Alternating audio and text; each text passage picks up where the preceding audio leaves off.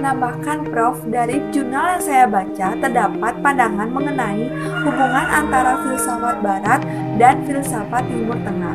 Menurut Oliver Leaman, pada tahun 1950 Masehi, seorang orientalis asal Universitas Kentucky, USA menyatakan bahwa suatu kesalahan besar jika kita menganggap bahwa filsafat Timur Tengah bermula dari proses penerjemah teks-teks Yunani tersebut, atau hanya nukilan dari filsafat Aristoteles seperti yang dituduh oleh Ernest Renan pada tahun 1923 sampai 1893 Masehi, atau dari Neoplatonisme seperti yang disampaikan oleh Pierre Duhem pada tahun 1861 sampai 1916 Masehi. Mohon izin menambahkan Prof, menurut saya pandangan yang disampaikan oleh Ayu Chandra sebelumnya itu sudah benar. Saya hanya ingin menambahkan poin lainnya karena terdapat banyak pihak yang menganggap bahwa filsafat Timur Tengah ini meniru atau berasal dari terjemahan filsafat Barat. Nah, menurut jurnal yang telah saya baca sebelumnya, terdapat beberapa hal yang harus diperhatikan jika kita menganggap suatu filsafat tersebut meniru filsafat lainnya. Yang pertama, bahwa belajar atau berguru itu tidak berarti hanya meniru atau mengikuti semata. Harus dipahami bahwa suatu ide dapat dibahas oleh banyak orang dan akan tampil dalam berbagai macam fenomena. Seseorang berhak mengambil sebagian gagasan orang lain, tetapi itu semua tidak menghalanginya untuk menampilkan teori atau filsafatnya sendiri. Sebagai contoh, Aristoteles yang mengembangkan teori yang disampaikan oleh Plato, tetapi ia tetap mempunyai pandangannya sendiri yang tidak dikatakan oleh gurunya. Yang kedua, bahwa ide, gagasan, atau pemikiran seperti yang dinyatakan oleh Karl A. Steinberg adalah ekspresi dan hasil dari proses komunikasi sang tokoh dengan kondisi sosial lingkungannya. Artinya, sebuah ide, gagasan, atau pengetahuan tidak bisa lepas dari akal sosial, tradisi, dan keberadaan seseorang yang melahirkan ide atau pemikiran tersebut. Nah, sekian dan terima kasih.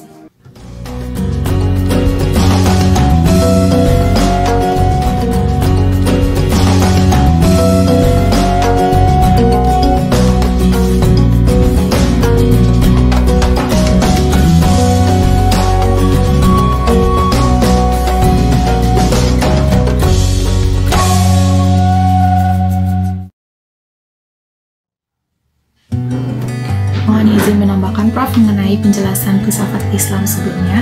Nah, dari jurnal yang telah saya baca, di sini mengatakan bahwa Islam dan kebudayaannya telah berjalan selama 15 abad. Para ahli pemikir Islam merenungkan kedudukan manusia di dalam hubungannya dengan sesama, dengan alam, dan dengan Tuhan menggunakan akal pemikirannya. Pemikiran nasional filosofis Islam bukanlah lahir dari pihak luar, melainkan dari kitab suci mereka sendiri, yaitu Al-Quran.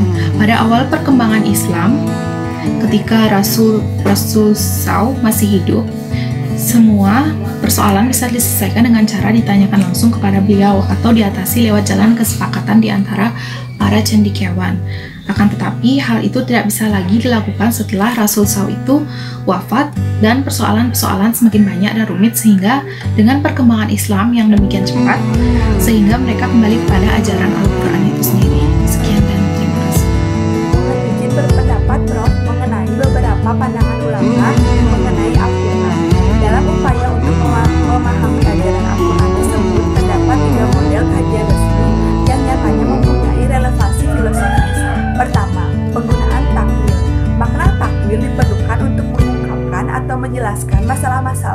yang dibahas. Kedua, perbedaan antara istilah-istilah atau pengertian yang mengandung lebih dari satu makna dengan istilah-istilah yang hanya mengandung satu arti. Ketiga, penggunaan kias atas persoalan-persoalan yang tidak ada penyelesaiannya secara langsung dalam teks. Namun, terdapat banyak ulama Islam yang berkeberatan terhadap pemikiran filsafat Islam.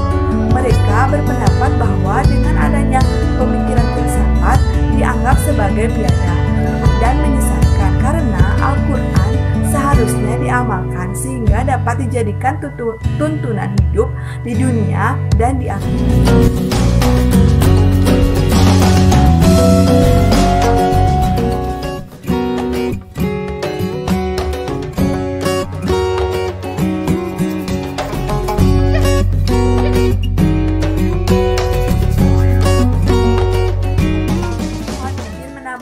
Prof mengenai pandangan lain dari awal mula filsafat Kristen.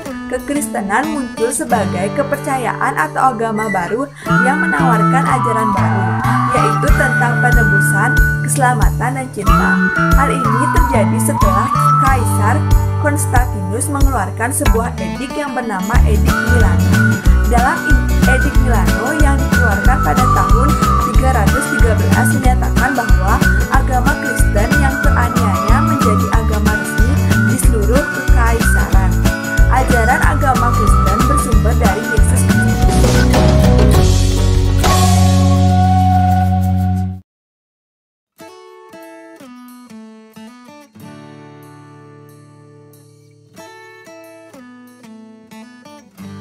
Mohon izin menjawab, Prof.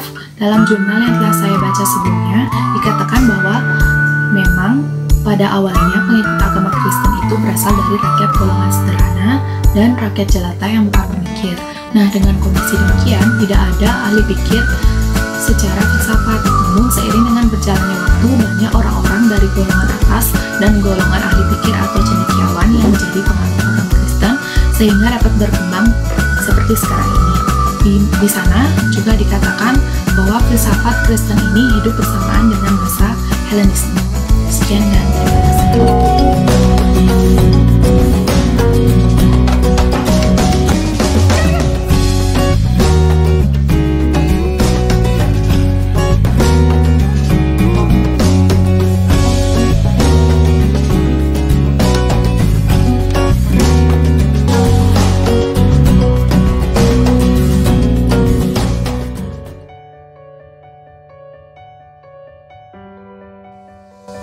Izin menanggapi pertanyaan sebelumnya, Prof.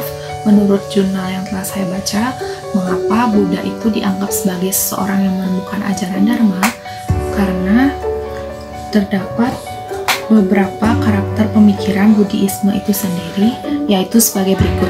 Yang pertama ada pesimistis, yaitu hidup merupakan penderitaan yang dipandang sebagai suatu yang real dan eksistensial, yang maksudnya itu memang wajar terjadi. Yang kedua ada optimis, yaitu menolak hal-hal yang bersifat spekulatif dan mengesampingkan hal-hal yang tidak pasti dapat diketahui. Yang ketiga ada pragmatis, yaitu lebih mengutamakan yang perlu dalam mengatasi penderitaan. Yang keempat ada scientific, yaitu pengalaman pribadi digunakan sebagai sarana untuk mencari hubungan sebab akibat. Yang kelima ada empiris, yaitu pengalaman pribadi dianggap sebagai yang benar.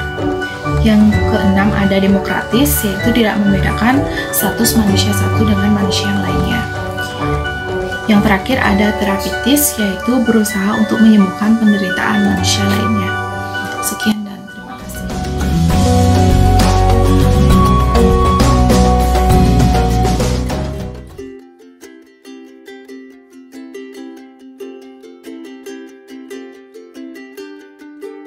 Izin menanggapi Prof. Dari jurnal yang saya baca, Taoisme merupakan sebuah filsafat dari Cina. Taoisme adalah filsafat Laozi dan Zhuangzi pada tahun 570 sebelum Masehi sampai 470 sebelum Masehi, tetapi bukan agama. Taoisme ini memperkenalkan teori yin dan yang diterjemahkan sebagai negatif dan positif. Setiap benda diyakini memiliki wujud dualisme, yaitu setiap ada positif pasti ada negatifnya. Jika tidak bernegatif dan tidak berpositif, sama artinya dengan kosong, tidak ada apa-apa. Bahkan magnet memiliki kutub positif dan negatif. Kedua sifat tidak dapat dipisahkan. Tanpa positif tidak akan ada wujud negatif dan magnet tidak akan terjadi. Sekian dan terima kasih.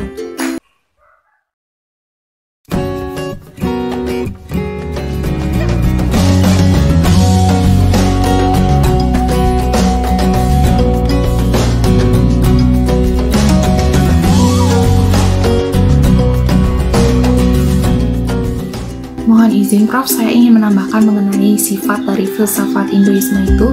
Nah, dikatakan bahwa Hinduisme memusatkan perhatiannya terhadap pembahasan tentang Brahman sehingga bersifat teosentris, kemudian mendapatkan reaksi dari Buddhisme dengan maksud menjadikan manusia sebagai pusat perhatian pemikiran atau antroposentris. Nah, filsafat ini bukan hanya merupakan spekulasi atau dugaan belaka, namun ia memiliki nilai yang sangat luhur, mulia, khas, dan sistematis yang didasarkan oleh pengalaman spiritual dari manusia itu sendiri. Sekian dan terima kasih. Mohon izin menambahkan jawaban dari Chandra Prof, yaitu mengenai Sadarsana. Sadarsana ini merupakan 6 sistem filsafat Hindu atau merupakan 6 cara pembuktian kebenaran. Adapun bagian-bagian dari Sadarsana antara lain, yang pertama, Nyayo. Penekanan ajarannya